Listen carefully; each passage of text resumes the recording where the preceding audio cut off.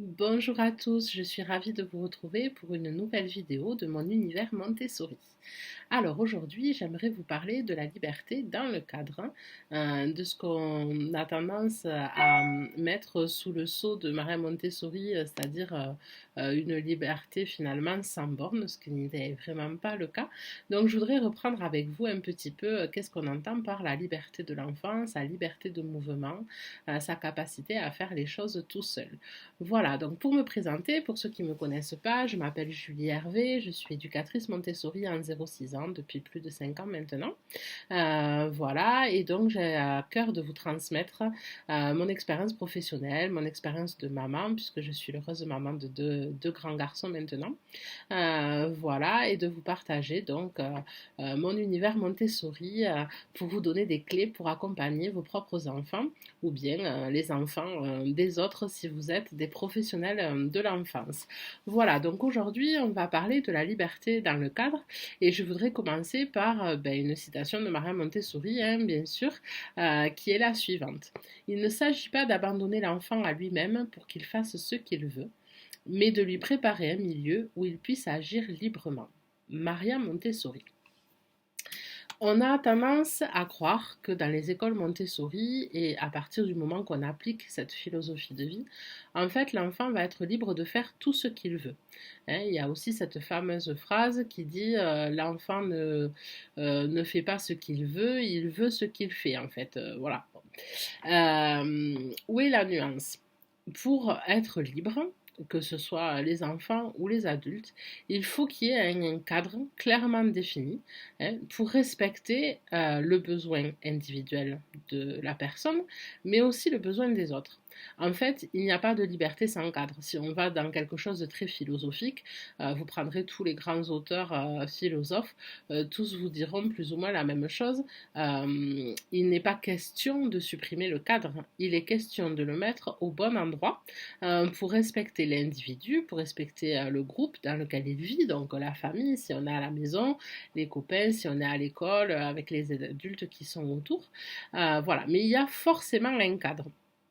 Voilà, et le but est que ce cadre soit le plus juste possible, le plus clair possible, évidemment, et le plus stable possible.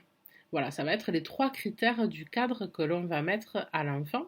Et à l'intérieur de celui-ci, il va effectivement être libre de ses expérimentations, hein, voilà, sous évidemment la guidance d'un adulte qui sera là, bien sûr, pour repositionner le cadre si nécessaire et veiller à ce qu'il ne se passe rien de dangereux.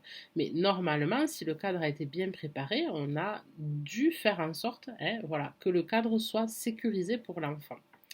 Donc vous comprenez bien qu'à partir de là, l'exigence de cadre ne va pas être le même pour un enfant de 2 ans que pour un enfant de 4 ans, 6 ans ou autre.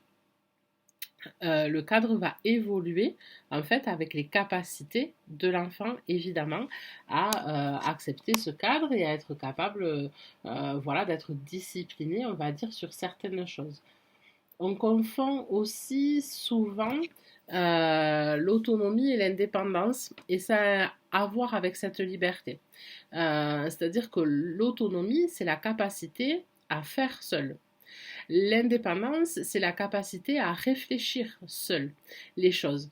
Donc on va dire que dans un premier temps, le but va être vraiment l'autonomie de l'enfant, hein, surtout tout petit, et puis petit à petit l'amener vers le chemin de l'indépendance et donc sa capacité à lui-même créer le cadre dans lequel il va évoluer pour éviter la partie obéissance, on va dire pure et dure, hein, qui voudrait dire une absence de réflexion sur les actes que l'on fait, voilà, et reproche de l'obéissance qui a été faite dans le fameux livre sur la pédagogie noire après la Seconde Guerre mondiale et les ravages évidemment que cela a pu faire. Donc il faut faire un distinguo entre laisser la possibilité à l'enfant d'expérimenter selon ses besoins, laisser la possibilité à l'enfant de nous montrer quel type d'activité va le nourrir au moment donné. Et la capacité à le laisser décider seul de tout et n'importe quoi. Parfois, je vois et j'entends des parents qui vont demander à un enfant qu'est-ce que tu veux manger ce soir. On n'est pas dans un choix que l'enfant est capable de faire avant un certain temps, en tout cas tant qu'il n'est pas en capacité d'abstraire les besoins, on va dire, nutritionnels de l'être humain et quels aliments vont répondre à ces besoins-là. Là, on n'est pas dans un choix acceptable pour l'enfant et on n'est pas dans ben oui, mais il a la liberté de choisir ce qu'il mange. Là, non, on n'est pas dans le bon cadre de liberté. Ce qui pourrait être le bon cadre de liberté pour un enfant jeune, même jusqu'à 4 ou 5 ans, ça va être de dire, ben, ce soir, je te propose un dessert, par exemple, de choisir entre une poire et une pomme. On laisse la possibilité à l'enfant de choisir ce qu'il va manger en fonction de ses goûts, mais dans un cadre nutritionnel déjà défini. C'est-à-dire qu'on ne lui laisse pas la liberté d'aller chercher dans le frigo absolument tout ce qu'il faudra manger. On va mettre un cadre. Ce soir, c'est des fruits, d'accord? Et dans les fruits, on a la possibilité entre manger une poire ou une pomme, ou à la limite, on va mettre poire, pomme, banane si vous voulez. Voilà, mais l'enfant va choisir dans ce cadre-là, d'accord? Il a la liberté de choisir, éventuellement de refuser, parce que ça doit pouvoir faire partie du cadre, mais pas d'être compensé en changeant de cadre. Pour revenir sur l'alimentation, ça veut dire que à partir du moment où on va laisser le choix à l'enfant de choisir entre sa pomme, sa poire et la banane, quatre possibilités il va s'offrir à nous. Il va choisir la pomme, il va choisir la poire, il va choisir la banane, il va vouloir rien du tout. S'il veut rien du tout, ben, il faut accepter sa liberté de ne rien vouloir. D'accord? Mais on ne va pas changer le cadre. On ne va pas lui dire d'accord, alors je te donne un autre cadre, tu as le choix entre un fruit et un yaourt. Et non. Là, ça ne fonctionne plus. Ce qui va fonctionner, c'est de dire à l'enfant, mais je te laisse la liberté de ne pas manger de fruits dans le cadre que je viens de te donner. Voilà. C'est ce qui est très compliqué pour les parents aujourd'hui, je trouve. Hein. Il y a un énorme manque d'accompagnement et d'information. On a eu longtemps des méthodes éducatives qui étaient basées sur l'obéissance, l'absence de prise de décision de l'enfant, l'absence de respect des goûts et des besoins de l'enfant. Voilà, et donc on était sur de la punition, sur du chantage, sur ben, si tu manges pas, tu seras puni, si tu manges pas, je te resserre la fois d'après, si tu... Enfin, voilà, ce genre de choses qui étaient clairement des violences éducatives ordinaires. Hein, voilà. L'idée n'est pas de rentrer là-dedans. L'idée est de poser un cadre sécurisant pour l'enfant, qui va lui montrer que vous êtes l'adulte responsable de lui, que vous êtes là pour prendre soin de lui et que vous êtes là pour, comment dire, accompagner son développement dans les meilleures conditions et de lui laisser là-dedans la part qui est la sienne. C'est comme si demain vous aviez un cancer. Hein, alors admettons, vous arrivez, vous avez, je sais pas moi, un cancer au foie, et puis vous avez votre oncologue qui vient vous voir et qui vous dit, alors voilà, quel traitement vous voulez prendre? Ben, je sais pas, celui qui va être efficace pour mon foie, c'est vous le spécialiste, c'est pas moi.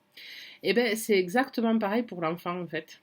C'est que si vous le mettez devant un choix qui n'est pas à la hauteur de ses compétences, vous le mettez dans cette difficulté. C'est pas à vous de savoir quel traitement vous allez prendre pour votre foie. Si vous avez un cancer, c'est à l'oncologue de vous dire voilà, pour votre situation personnelle, le traitement que je préconise, c'est celui-là. Alors vous avez toujours le choix d'accepter ou de refuser le traitement. C'est votre santé, libre à vous. Hein. Mais par contre, c'est pas, on ne va pas vous laisser définir alors quel type de médicament vous voulez prendre. Ben non, ça ne marche pas comme ça.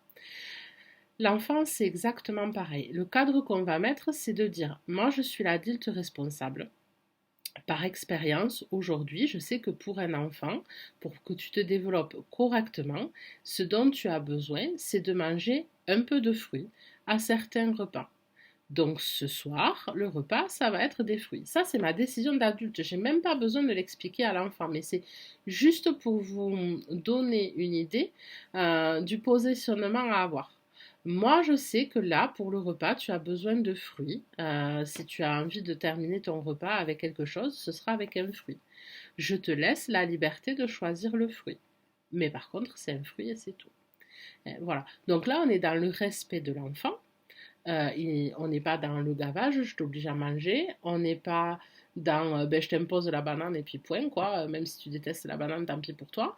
Voilà, on laisse une liberté, on est dans le respect de l'autre, mais on a un cadre fort et clair qui est posé. Ce soir, c'est fruits. Point. Voilà. Et c'est pas arbitraire, hein.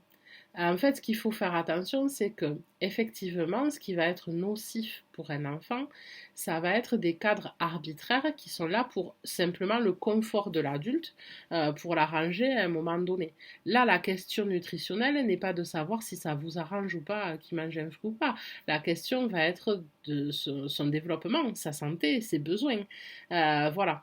Donc, à partir de là, vous êtes en droit d'imposer un cadre. Il n'y a pas de souci là-dessus. Et c'est même rassurant pour l'enfant.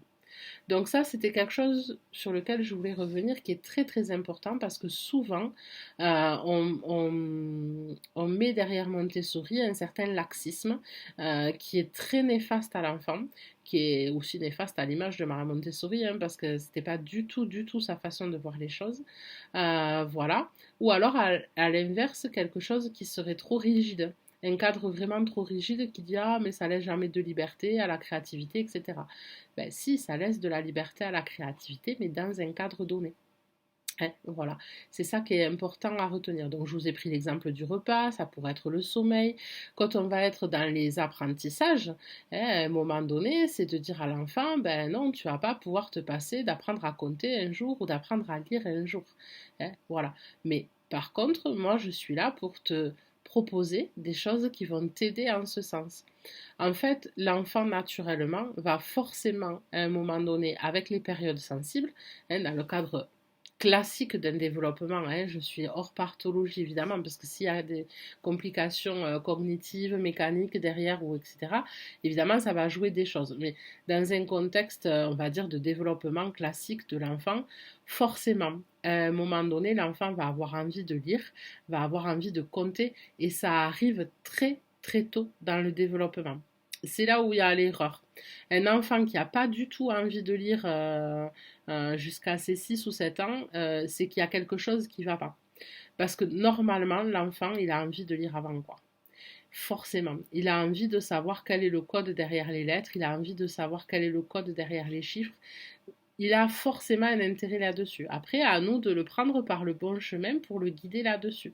Mais forcément, il va avoir envie. C'est voilà, une évidence de développement. Sinon, c'est qu'il y a quelque chose d'autre derrière qui coince. Et l'idée est de comprendre ce qui peut se passer. Ça peut être une situation personnelle compliquée qui va rentrer en confrontation en fait avec cette période sensible et ses besoins naturels. Voilà, ça peut être une ambiance pas adaptée, une éducation pas adaptée. Enfin, il peut y avoir plein de choses derrière, une extrême fatigue de l'enfant, une maladie. Évidemment, tout ça va court-circuiter hein, les choses. Mais naturellement, il faut faire confiance à l'enfant. Ce besoin, cette envie va arriver forcément. Voilà, et assez tôt dans le développement de l'enfant. Et ce n'est pas en mettant un cadre fort, c'est-à-dire fort dans le sens repérable, dans le sens juste, juste qui répond aux besoins de l'enfant et qui répond à la réalité de ses capacités. L'enfant est capable de grandes choses, mais il ne faut pas lui demander des choses impossibles. Hein, voilà. Et c'est un petit peu le souci aujourd'hui, c'est qu'on a tendance parfois hein, à demander à l'enfant des choses qui ne sont pas de son âge et à lui interdire les choses par contre pour lesquelles il serait compétent. Voilà, donc tout ça est très compliqué, on reviendra sur le développement de l'enfant dans une autre vidéo. L'important vraiment était de comprendre ici l'importance du cadre hein, pour être libre de la manipulation, pour être libre de la découverte, pour être libre de manipuler, de prendre le temps nécessaire voilà, pour se découvrir et découvrir son environnement. Voilà, voilà, donc j'espère que cette vidéo vous a plu. Je vous encourage à la partager avec tous ceux que cela pourrait intéresser et qui pourraient répondre à un besoin d'amis, de famille que vous connaissez. Voilà, à me retrouver ben, sur les différentes page Facebook, Instagram, sur ma chaîne YouTube et également sur mon site internet qui va arriver très très vite sur le web. Merci à tous, prenez soin de vous, aimez-vous et à très bientôt.